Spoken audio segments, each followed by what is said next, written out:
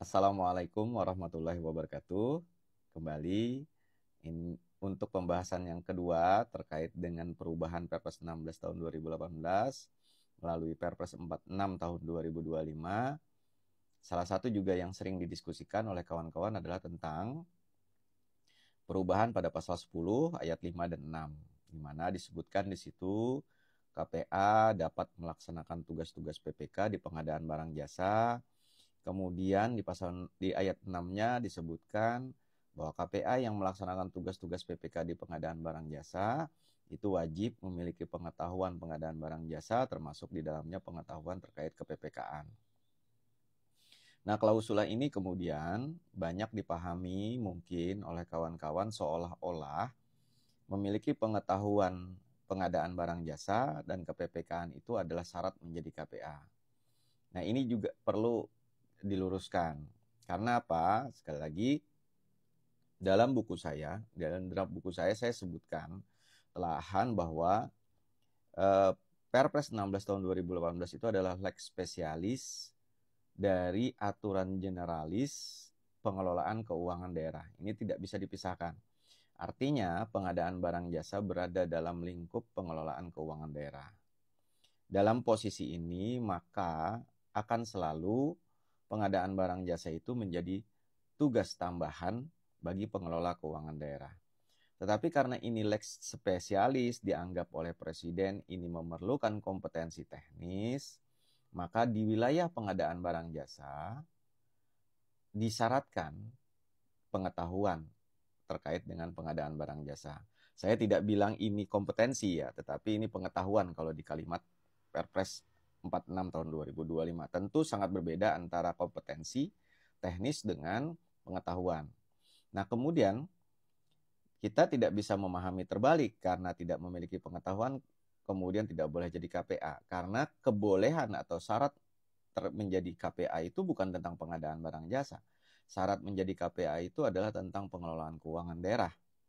Maka dalam pengelolaan keuangan daerah, syarat untuk menjadi KPA tidak ada syarat memiliki pengetahuan tentang pengadaan barang jasa.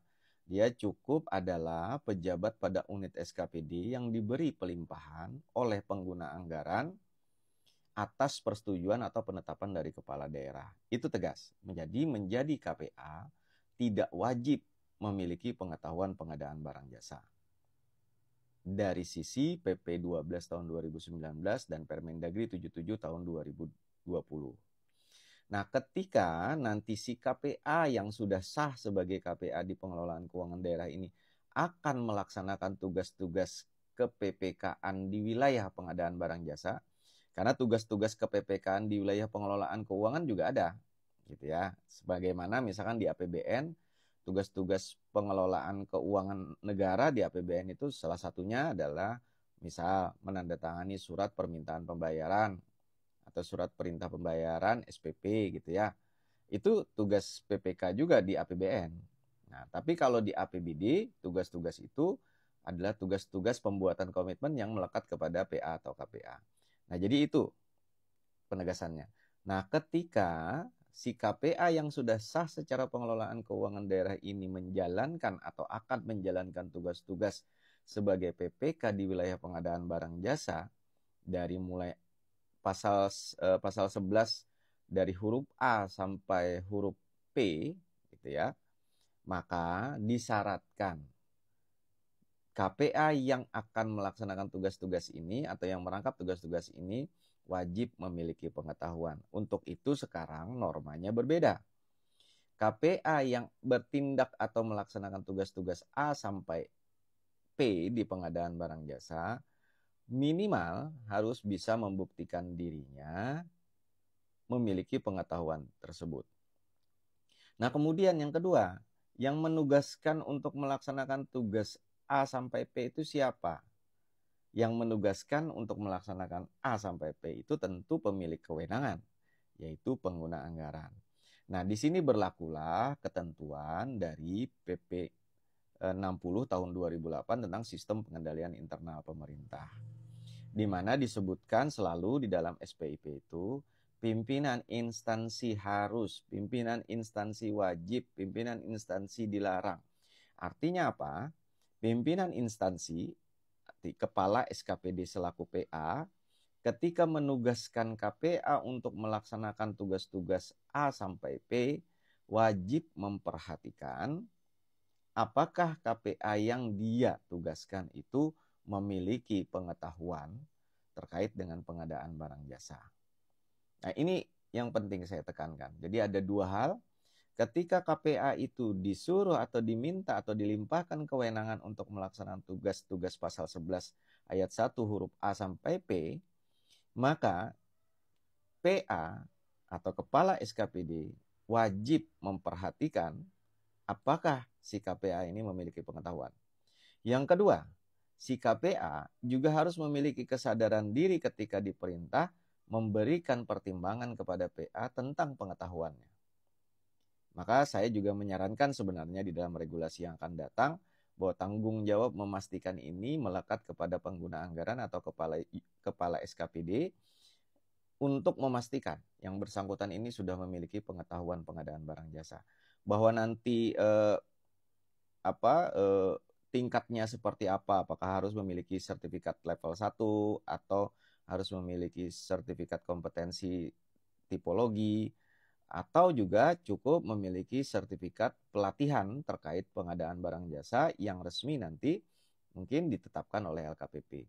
Saya melihat yang paling sederhana adalah minimal memiliki bukti otentik berupa sertifikat mengikuti pelatihan atau peningkatan kompetensi terkait pengadaan barang jasa untuk KPA gitu ya.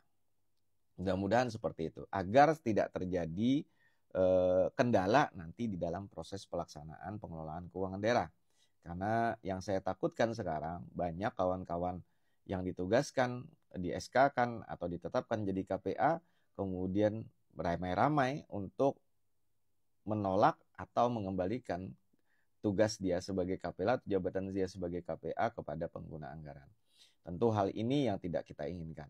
Jadi sekali lagi tegas saya sebutkan, pertama adalah bahwa untuk menjadi KPA tidak diperlukan kompetensi atau pengetahuan pengadaan barang jasa di pengelolaan keuangan daerah. Tetapi sekarang dengan Perpres 46, apabila KPA ini akan menjalankan atau diperintahkan atau ditugaskan atau dilimpahkan kewenangan untuk menjalankan tugas-tugas A sampai P di pasal 11 ayat 1 Perpres 16 tahun 2018 sebagaimana diubah dengan Perpres 46 tahun 2025, maka pimpinan instansi wajib memastikan si KPA juga wajib memberikan pertimbangan terkait tentang keterpenuhan persyaratan pengetahuan terkait dengan pengadaan barang jasa.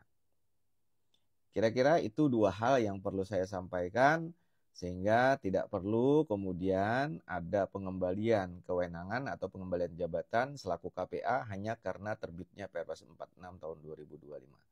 Saya Samsur Ramli, mudah-mudahan bermanfaat. Mohon maaf apabila ada hal yang keliru. Salam pengadaan, billahi taufik wal hidayah. Wassalamualaikum warahmatullahi wabarakatuh.